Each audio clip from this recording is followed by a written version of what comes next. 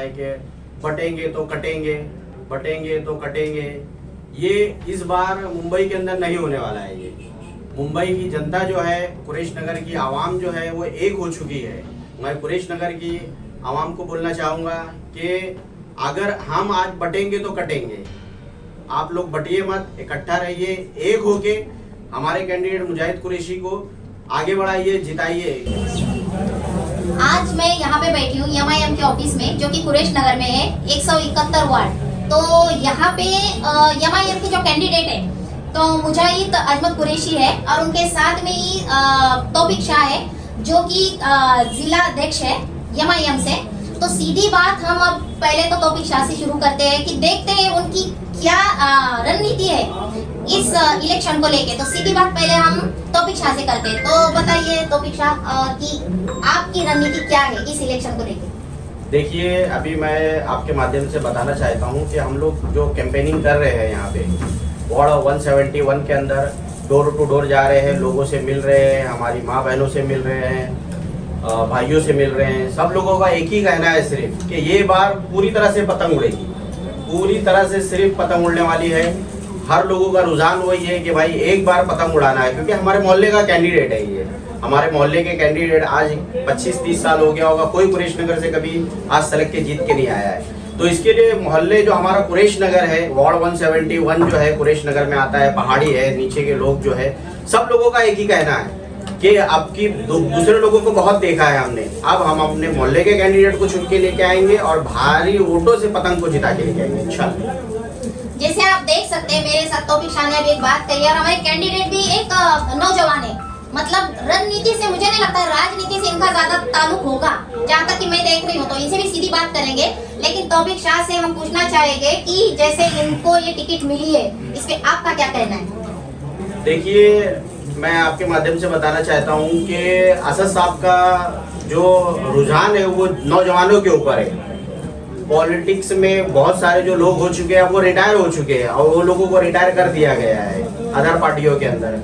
हमारी पार्टी बुजुर्गों को भी लेके चल रही है, नौजवानों को भी लेके चल रही है। तो नौजवान जो है, असद साहब का कहना है, इम्तियाज जलील साहब का कहना है, अकबर साहब का कहना है कि नौजवान आगे आओ और अपनी राजनीति करो, तुम नेता बनो।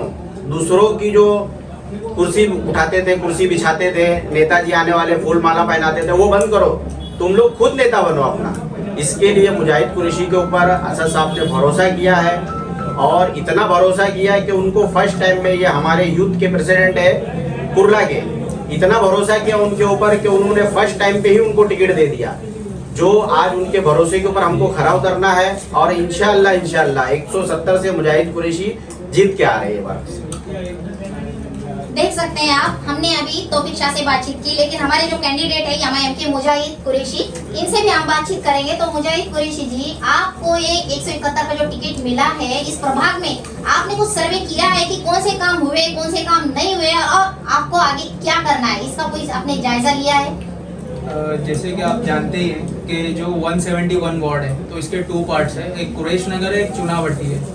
तो अगर आप देखेंगे तो चुनावटी डेवलपमेंट में उसका रेशियो बहुत हाई है और वही कंपैरिजन में कुरैश नगर 0 लेवल पे है, उसमें कोई डेवलपमेंट नहीं, ना एजुकेशन है, ना ही हॉस्पिटल फैसिलिटीज़ है, वाटर सप्लाई का इशू है, इलेक्ट्रिसिटी इशू है, लैंडस्लाइडिंग है, ये सब चीज़ें जिन पे काम होना चाहिए, तो इन पे हम जरूर काम करें। हाँ, तो देख सकते हैं जैसे पहला ही इन्होंने क्वेश्चन उठाया एजुकेशन सिस्टम जो कि आज तक के नहीं हुआ है। सब अपना गटर वटर ये सब करते रहते हैं, रास्ते गटर आगे बढ़े नहीं है, लेकिन ये न्यू यूथ ने पहला ही सवाल एजुकेशन का उठाया है। तो इस पे मैं आपसे पूछना चाहूंगी कि जैसे कि ये रास्ते हैं स्कूल के तरफ जाने वाले, तो बहुत से लोगों की एक जनता की अपील है कि भाई रास्ते वास्ते बहुत बेकार है, बहुत खराब है।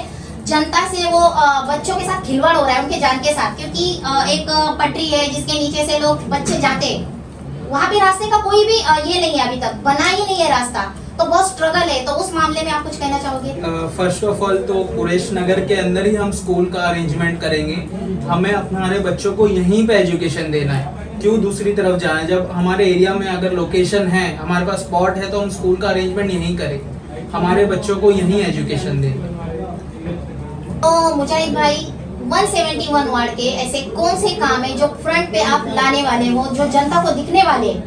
तो वो हमको बताइए। जैसा कि डेवलपमेंट सबसे बड़ा मुद्दा है, डेवलपमेंट बहुत ज़रूरी है। कुरेश नगर में डेवलपमेंट हुआ ही नहीं। जो हमारे एक्स कॉरपोरेटर है 17-18 साल से वो यहाँ पे जीत के आ रहे हैं, लेकिन उन्होंने यहाँ कुछ नहीं किया डेवलपमेंट।